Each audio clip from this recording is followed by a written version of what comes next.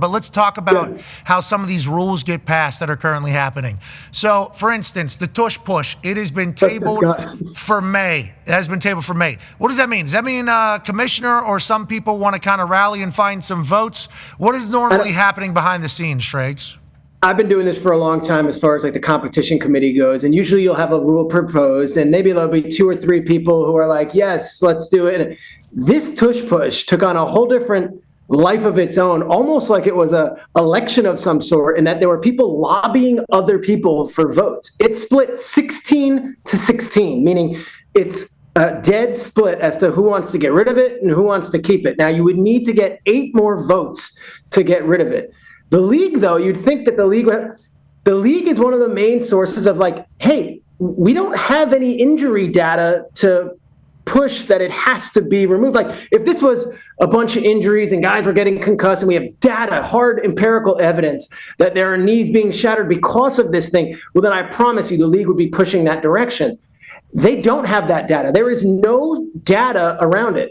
What's interesting is you've got some big personalities who are lobbying to see some changes, and it's a different breed of coaches. It's McVay, it's LaFleur, Raheem Morris. These guys, and I talked to, like, this tush push, it's gross. It's crap. Like, it's not football. It's rugby. What? Yeah, it's a scrum, Schrags. It's an ode to the past while still paying tribute to today. The modern athlete takes on old school sport. And to your point, whenever Philly lines up and does it, it's like, okay, they're going to pick up 2 to 4 yards here, and they're going to get a first down. So they're playing like CFL football. It is 1st and 9 for them, and they have 3 downs basically to get to that. And I think that's kind of their big point, right, is if it was so easy, everybody would do it. Do we think more people now, if this thing remains, will start to try to implement it, or how do you see it kind of going if the rule doesn't change going forward? Well, that's an age-old debate. Jeff Stoutland and the boys in Philly have mastered this thing, and teams have tried, and they have not succeeded. And one of the interesting people who's really against it is Sean McDermott, who's on the committee. And of course, Sean McDermott ran several different quarterback sneaks in a big AFC championship game that got stuffed, 1 yard short. And a lot of people are saying around, like, well, hey, just because you can't do it, don't get rid of it. And McDermott's point is, no, that's an injury waiting to happen. And this thing is hideous. Yeah. Like, seeing Frankie Louvu jump over the line of scrimmage 4 times and having a ref come out and be like, look, I'm just going to give him a touchdown. That's not fun. That's not great. But if you're an Eagles fan, you're like, come and stop us. Like, figure it out. And it's the whole thing about machismo and bravado, and it becomes this thing of like testosterone and like, we're the bullies in town. I almost think it's kind of cool if they get rid of it and the Eagles can look at each other and be like, we're that good at this that they had to ban it from the league. Yeah, the Philadelphia Eagles doing this and being the team is so perfect for their city. I mean, it's so perfect. Sorry, we're too tough. Okay? Sorry, you Johns aren't gritty enough to be able to stop us. It's like, what a perfect city, perfect coach too.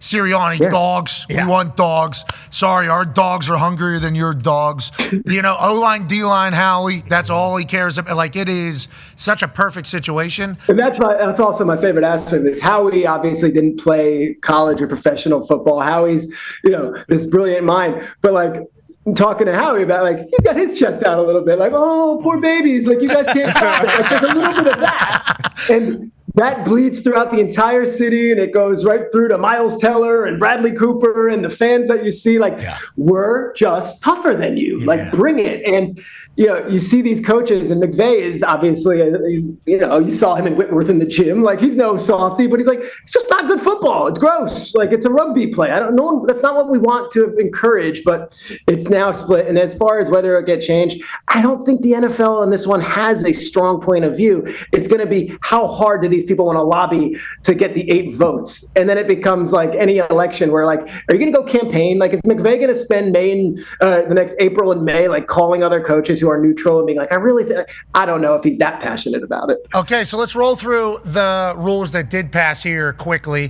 Kickoff will now go to the 35 after a touchback, which is good. Kickers also are allowed to bring their own balls into the games, which is awesome. Look for punters to hit massive balls. Like, this is going to benefit the punters greatly and obviously kickers as well. But every time a punter goes on the field, if he's going to have a broken in ball, there's a chance we see some like 5 5'8", 5'9" hang time, maybe even like a 6-0 hang time in the game. You guys were punting brand new balls before? No, so it wasn't brand new balls. It was like 30 minutes of broken in before the game.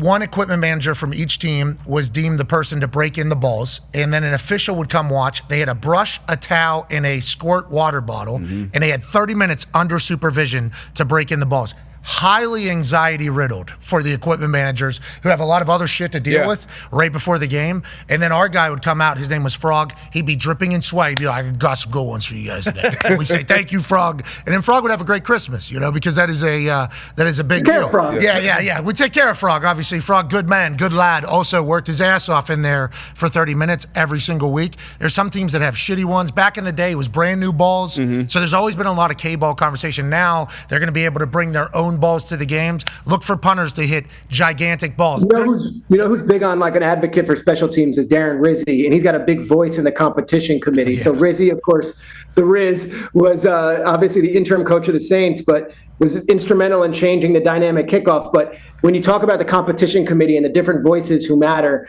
obviously, Tomlin's been there forever, and there's voices like McVay who's big on that, and McDermott, but like a voice like Darren Rizzi, who's been doing the special team stuff, who's now the Broncos special teams coordinator. He's almost the voice of like, hey, here's what the punters and kickers need, and it's kind of cool to have that voice also, vocalizing in those rooms. Yeah, I don't want to say that Coach Riz is the one texting me, but I'll just say my source says that used to be an interim head coach and is now special teams sent a text. We fucking did it. It passed. Touchback 35. That was the text this morning. Right? Yeah. So he's like jacked though. They're like all jacked about it. So obviously, you would love this crew of like the Parcells guys, and it's like Joe Vitt and Sean Payton and Riz, and they're just like the last bastion of like the old school, like this is how it should be. And Darren Rizzi is definitely carrying that torch from the special team side. Okay, so new ball, touchbacks go to 35. We kind of expected that. Hopefully that'll be good for the landing zone and more returns. They also were able to add another returner into the middle area, which is good. Replay assist. Let's talk about this, Shregs. This was kind of happening last year at the end of the year, I think, without us kind of knowing it. They were kind of growing it, expanding it, and I think it was good for the game. They saw the same thing. What does this mean, you think, from your eyes, and what does the future mean in your eyes with this rule change, Shregs? Well, I think Kevin's on it here, and some context on this. They're not going to have New York throw a flag. Like, New York can't say, actually, that was pass interference, or actually, that was defensive holding. Not York can't do that. But if a flag is thrown and it's egregious, New York City can come and pipe into the referees and be like, pick that flag up. Like that's not the call. So that's a change. It's progress.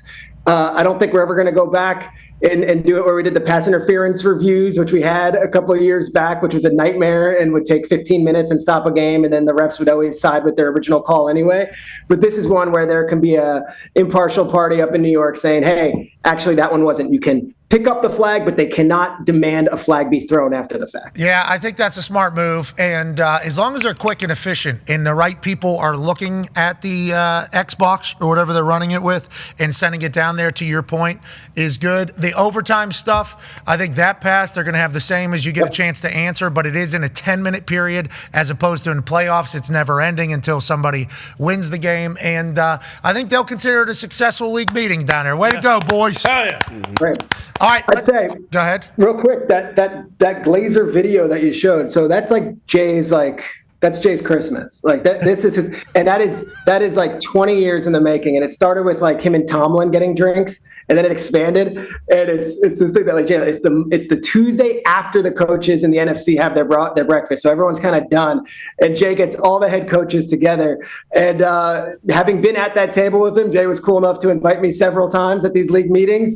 It's hilarious. And they're not talking about free agents. I'm sure they're getting bombed right now because they've been sitting at conference for the last 48 hours listening to presentations and dark lighting and dealing with their kids and their wives who are all there. And this is like their one time away. So Brian Dable's got his legs crossed. The cigar will be coming out shortly. And Andy Reid is hanging. He's not a drinker, but he'll hang and have a good time too. Yeah, the Mormon will toss down a Diet Coke. Congrats to the boys. Yeah. Congrats to the boys.